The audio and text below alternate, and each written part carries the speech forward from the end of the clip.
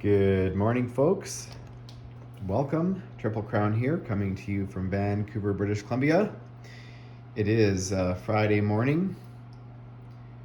The topic of this video, we're going to be going over an overview of the UK, Commonwealth, Canada, South Africa, Far East Command, France, Poland, Holland, Australia, and New Zealand. So that is a lot, folks. And out of all of the countries that you get to play in all of the different variants, whether that's BBR or Global 40, I think that this version of the game, based on some of the original stuff, that they got it right, how the Commonwealth and UK forces have separate economies and go on the same turn and work together. The UK has always been one of my preferred nations to play, and that's because they seem like they're in the fight the entire game and they are all over the map.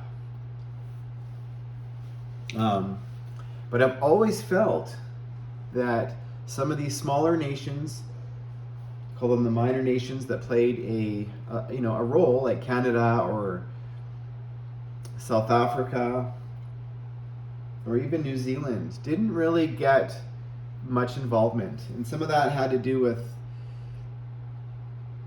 does it make sense for Canada to have a separate economy on a different turn? No, it doesn't, because if they're only making, say, 5 or 6 IPCs, how impactful is that going to be on a larger scale? But because Global War 39 is so much bigger, that we're able to facilitate these smaller countries and nations having a role. Now, the Germany 1 turn was very complex, lots happening. The build-up for the Japan sneak attack, is very complex. But so is the UK. And you've got 6 different economies here. And this is also assuming the Poles have been captured by Germany. Because Poland, if they're not, they can also have an economy.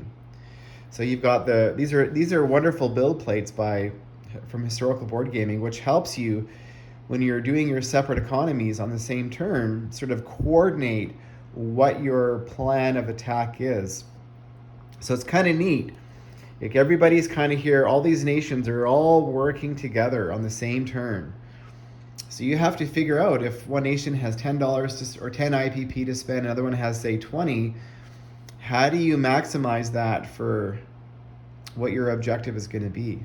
So you've got the British up here, which is the British Commonwealth. This is the Far East Command, and that is Anzac with Australia and New Zealand. And Canada, actually I should start to say, they start out with their economy, the British is 35. They start with 33. They start with 35. The Far East Command, their economy is 26, I believe, and they start with 16. Anzac, their economy is 10. They start with 10. Same with Canada. And the South Africans, their economy is 3. Now, in France, they've been captured, so they don't have a purchase this turn. But the difference between all of these, why South Africa is unique, is their economy is 3. But if they capture territory, they don't get to put the roundel on. Well, they can, but any territories they capture, that money goes towards England or Great Britain. Whereas Canada and New Zealand and the Far East Command, if they capture territories, that money goes back into their economy. So sometimes you have to be careful if you're doing a joint amphibious attack. Sometimes you have to think about, who do you want to collect the money? Who needs it more? Where is it going to be put to most use? Now, I just think this is cool, folks. This is, to me, where they got it right. All these smaller nations sort of under the British Commonwealth working together and it's just fun to play. So these are the turn one purchases, and we're going to get into that in the next video, but I just wanted to kind of lay it out.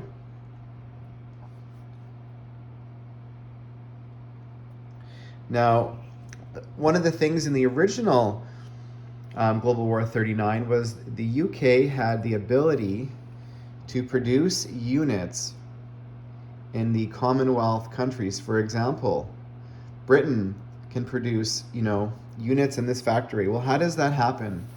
In the other previous game, it was, some factories could do 2, some could do 1, and I thought that was, the game is complex enough.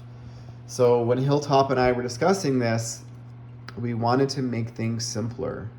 So the UK can produce 1 unit, well, not a capital ship, at either Canada, South Africa, the Far East Command, and Australia or New Zealand. So Australia and New Zealand are combined. The Far East Command is 1, and so is South Africa, so 4 in total. So they can produce up to 4 units, 1 in each of these factories. Now, we've talked about factories before. Now this is a colonial factory. You can see it's smaller than a regular miner. And that just means that, South Africa can produce 1 unit here per turn.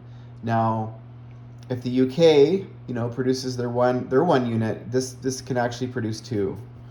So same over here in New Zealand. Sorry. If Anzac wants to produce 1 unit there, so can the British. But otherwise, this colonial factory, which is also up in British Columbia, can produce 1 unit. So they can produce Navy over here off the coast of Western Canada. And the biggest manufacturing base in Canada was actually Ontario. For gameplay, it makes sense that it's in Quebec, but historically, the biggest producer of goods in factories was actually in Ontario. And it's funny that Canada does not have a factory in their capital, but that's just the way it is, folks. Sometimes, Canada didn't produce a lot in Ottawa, even though our capital is there. So that is maybe historically a little bit accurate. Now, the British also has some other abilities that are from the original game. We're just going to get into them. So the finest hour, infantry defend plus 1 when defending Great Britain, London, Liverpool, Scotland, or Belfast. And fighters defend +2 when defending Great Britain. Does not include scramble. Call to arms. Sorry, folks, I hope you can read this. On the turn that Britain, London, Liverpool, Scotland is attacked by any Axis ground units, the build limit on London is increased to 15, and the cost of infantry is reduced to 2 IPP. The Empire. If the Axis units occupy London, the UK moves their capital to Ottawa. Now, it used to be South Africa, but historically that never would have happened. So Ottawa was really the option in that scenario. And Canada will collect income for UK Europe controlled territory during the next turn. And if London is liberated, the UK capital reverts to London on the next UK turn. Now, something else, because this game, there's a lot of themes going on that each nation kind of gets their unique attack that was sort of historically accurate, or at least the attempt to be historically accurate to represent some of the key battles, whether that was the attack on Pearl Harbor or the Barbarossa or the Germany G1 double impulse attack. And for the Allies, well, we all know their big one of their big shining moments and turning points or key battles in World War II is D-Day. So, and I've played with this a little bit, and I think we have it right. So basically, the British and the Commonwealth and the US get to pick either Normandy or Bordeaux. This happens once per turn. They put their dice down to denote D-Day. Now, why is this a little bit different? Is because this is the only turn and the only moment of the game where the United States gets to attack in concert on one of these two territories with the British and the Canadians and everybody else. So they get to do a major landing coordinated together. So this happens before the US doesn't get to, make their purchases and go. They're basically, the forces that are denoted for the D-Day are all going at the same time as the British.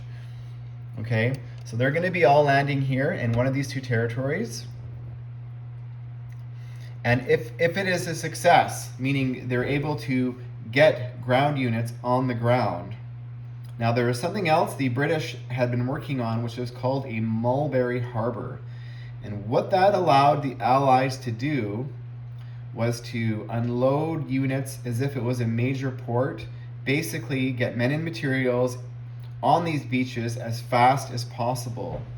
So to represent that, we are saying that 3 of the transports that participated in the D-Day landings get to then non-com back to Z-Zone 23 or 24, so London, and grab, it can be any 3 transports you want, 6 additional ground units, and come back as a non-com and unload them in the same territory that was just captured. Now you can only choose one for the D-Day landings, so it's either going to be Normandy or Bordeaux, but that is the concept of D-Day.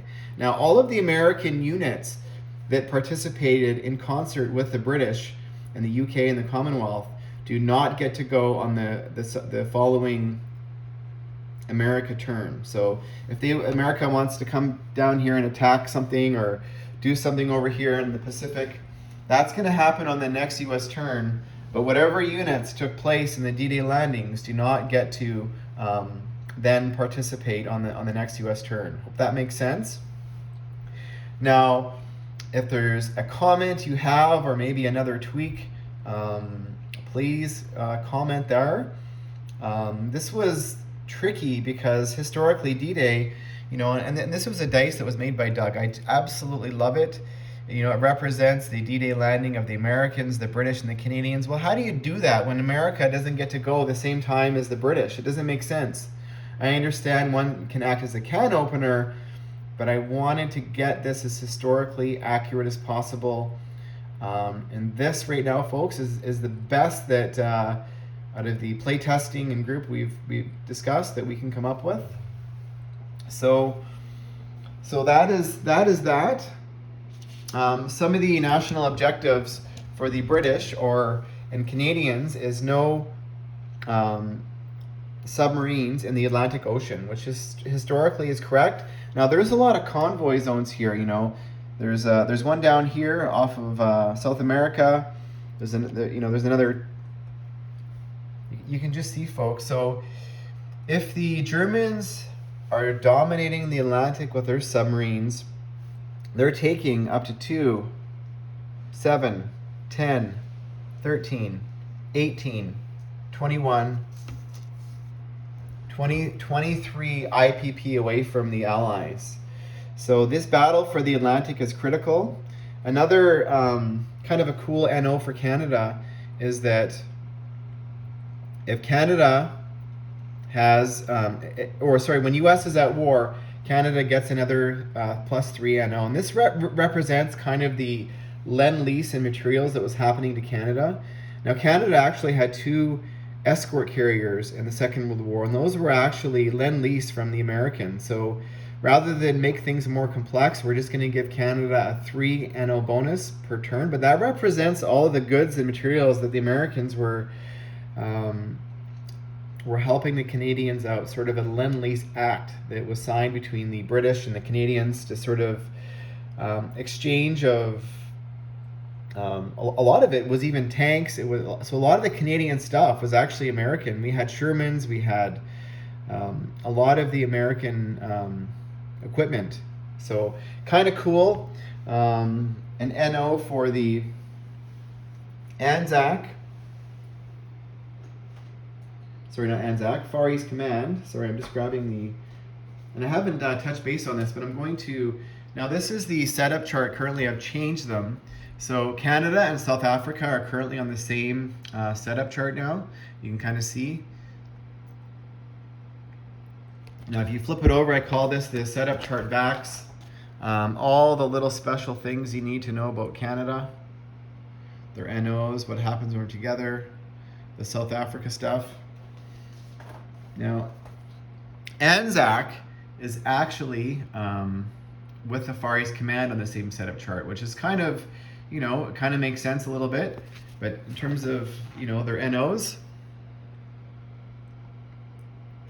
the FEC controls any two of Hong Kong, Singapore, or Calcutta. So that's a little bit more in favor than some of the other variants, that maybe they're going to be able to hold on to this NO a little bit more. And for Anzac, when at war with Japan, and if Dutch New Guinea, Rabaul, and Solomon Islands are under Allied control. Okay? Now, we've talked about these military bases and the Gurkha Army. So these are actually, to talk about the Far East Command, these are the Gurkha soldiers from HBG. Very, very cool looking sculpt, 3D printed. So the Gurkha Army, I think, was one of the largest voluntary armies ever. Well, in this game, the FEC still has to purchase them, but these infantry sort of came from all over the place. So this is to fix what we thought was the factory situation between Siam. This is what we've come up with. This was actually a Hilltop Hillbox suggestion. So they've got 3 military bases that can produce 1 infantry per turn each. And this factory here, this minor factory that cannot be upgraded, it can produce 3 units, and the British can also produce 1 unit there. So that minor factory could technically produce 4 units, and these guys, these bases can produce 1. Now, just remember, folks, that yeah, you say the 7 units, well, when you're producing an infantry here, it is not in Calcutta. So if the Japanese are trying to attack it and you produce an infantry there this turn, well, it's not actually defending Calcutta. It's in India, but it's not in Calcutta. So it's almost a turn behind in that respect. Now to go over here to Australia, New Zealand, and it always bothered me that New Zealand, the small cousin or brother of Australia, just kind of gets ignored. So they have a colonial factory. They can produce 1 unit per turn. And another little wrinkle is if Sydney is captured by the Japanese or Axis, this does not mean that New Zealand just throws in the towel. If Sydney is under Japanese control, New Zealand will still be able to produce 1 infantry per turn at no cost. So that kind of represents that, because there's no way New Zealand would have surrendered or their economy would have stopped doing something if in that scenario. It's just a little wrinkle, but I thought historically it was accurate. Now up here in Canada, there's a transport there to start. There's a colonial factory and 1 infantry. There's an air base, which was historically correct because there was 1 in Vancouver.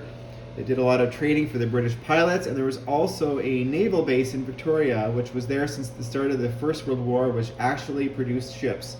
So historically, that is accurate. Now there is a air base here in Nova Scotia in Eastern Canada. Now historically, that is correct. I had a grandfather who stationed there, and also a great uncle, 2 great uncles that were stationed there. One of them was a door gunner or some kind of loader on the aircraft, and my grandfather and great uncle were both pilots. They both flew bombers, and they were stationed, both of them, in Nova Scotia.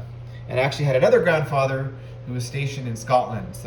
But this is kind of interesting because units that are produced in Quebec, they cannot be put here. They have to, so aircraft can actually fly here.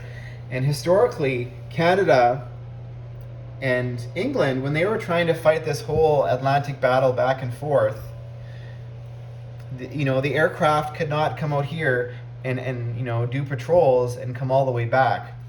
But so this air base basically represented Canada's sort of attempt to sort of patrol the Atlantic Ocean, get as far as they could with their aircraft. So that is historically there. But if Canada wants to, have aircraft there for the ability to scramble, they have to make them in Quebec and then fly them to Nova Scotia. So it's not an automatic, you make them and they can scramble on the same turn. So historically, that is also accurate. So I like this little wrinkle here. And for the British, they had the same problem. It wasn't until the British had aircraft and the Canadians had aircraft carriers to sort of give their aircraft a space to land where they could work jointly together to have these big convoys that would go bring materials from Canada over to England.